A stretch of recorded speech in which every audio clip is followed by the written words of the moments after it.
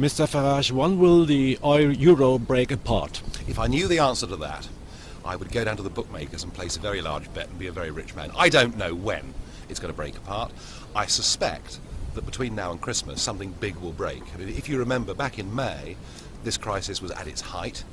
Over the course of the summer it appeared to be a calmer, quieter period, and of course in Brussels everybody's in denial. You know, I mean, huge debates about the EU happen and no one mentions the euro. Well, apart from me, of course. I always do. But if you look at the economic figures coming out of Ireland this week, if you look at what's been happening to the bond markets in Portugal and again in Greece, you realise that there are some huge problems here. And if people in Germany think that the euro crisis is just about Greece, well, I'm afraid I've got some bad news for you, because you ain't seen nothing yet. Portugal and Ireland's economies are possibly even in a worse state than Greece's.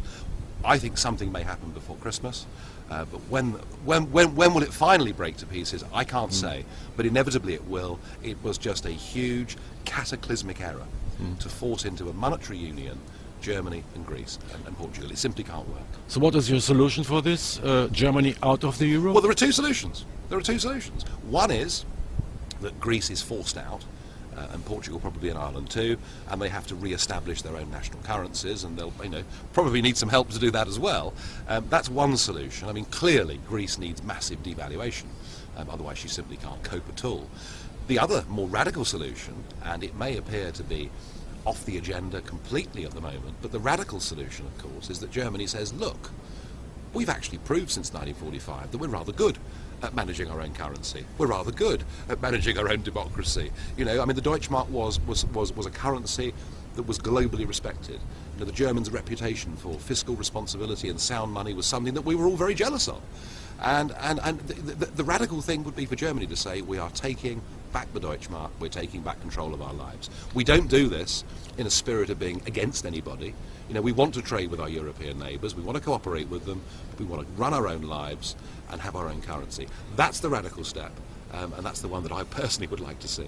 But do you think that Brussels will like this? I mean, we have a big, huge democracy deficit there.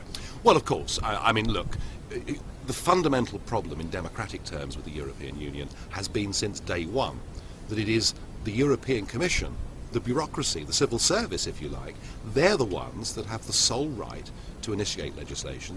They're the ones that have the sole ability to amend and change legislation.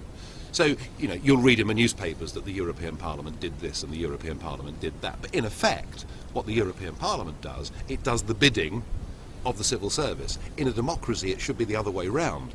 It should be parliaments that make laws and civil servants that enact laws. In Brussels, it's the other way round. Now, the bigger democratic question is, can the deficit be closed? Is there a means, is there a way of democratising the European Union? And my answer to that is that right from the very word go, this was never intended to be democratic. So it's intended to be undemocratic Absolutely. then? From a kind of junta then? A junta? From the start. I mean, Jean Monnet was the father of this. Jean Monnet really was the father of this project. He hated democracy. It was terribly inconvenient, because if a government gets elected and it goes in this direction for 4 years, then you get another government that goes off in a different direction. Now, people like Monnet, with their great global views and with their unshakable belief that they know what is best, they know how we should live our lives, they don't want a system like that. They've got 10, 20, 50-year plans, and democracy is highly inconvenient. If there was anything truly democratic about this European Union, then when they drafted a constitution, that was the opportunity to make it democratic, and I challenged them all the way through. Come on, show me that you're Democrats. Make this constitution a democratic framework for a European Union, and they steadfastly refused to do so. But so far we are closer to the former socialist republic than to a democracy. Well, a great friend of mine and a man that I admire enormously is a former Soviet dissident called Vladimir Bukovsky, who now lives in Cambridge. He's been in England for about 30 years, and Vladimir spent 12 years in and out of mental institutions in the former USSR, categorized as being mad because he was opposed to the system. Interesting, I'm often called mad as well. And Vladimir says that what he sees with the development of the European Union is something very unpleasant, and he has a sort of chilling phrase. He says, I have lived in your future, and I didn't like it. Coming back to another issue concerning the EU is this climate hysteria. Where are the roots, where are the causes for this big, big lie? Well, it's so convenient, isn't it? You know, that if politicians get a whiff that there is something happening where they can show the world what wonderful people they are, then they all club together and they all agree. And so it's been with climate change, global warming, call it what you will, that this was their way of showing everybody what wonderful people they were, firstly. Secondly, it gave their failing European Union, as they saw it, some sense of purpose.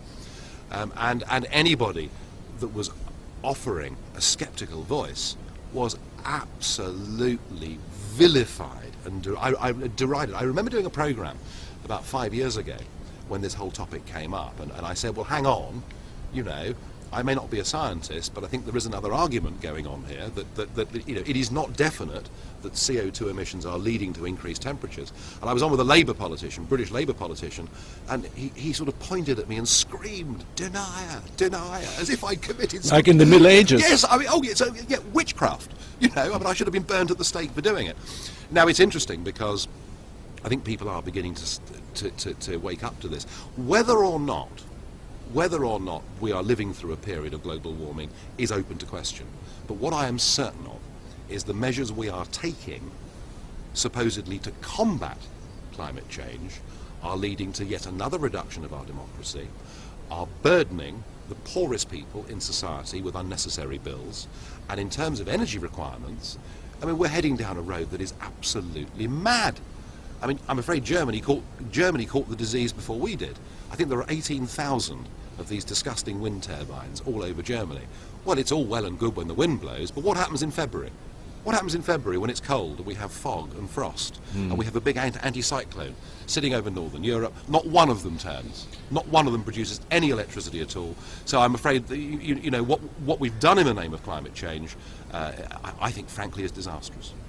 Finally, your personal view on the developments in Brussels. I mean, they're sticking to their power, and I don't see any new developments in terms of a democratic development. Quite the reverse. Quite the reverse. The next development, and watch this space, because in October, Herman Van Rompuy, the President of Europe, the man who, of course, earns more than Obama, but was never elected by anybody, in October, his task force will report, and his task force is to set up a new economic governance of the European Union, and one of his plans is that if any member state breaks the rules that he sets, they will have their voting rights taken away from them. That's democracy in the EU. That's what's coming next. But it remembers me more to a dictatorship. Let the viewers make their own minds up. I believe that this project isn't undemocratic. I believe it is fundamentally anti-democratic. But in a personal talk to me, you told me there is nevertheless some hope for the wider future. Of course there is. Look, of course there is. You know, what our career politicians are doing in all our member countries for their own self-aggrandizement, for their own careers, for their own finances, what they have done is nothing less than to betray our nations, to betray our democracies, and to do it against the tide of public opinion.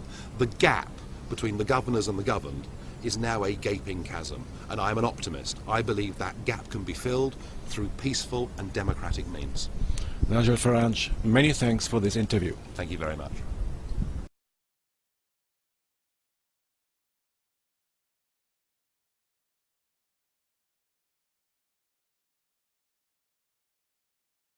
To find out more about who we are and what we stand for, go to the UK Independence Party website at www.ukip.org.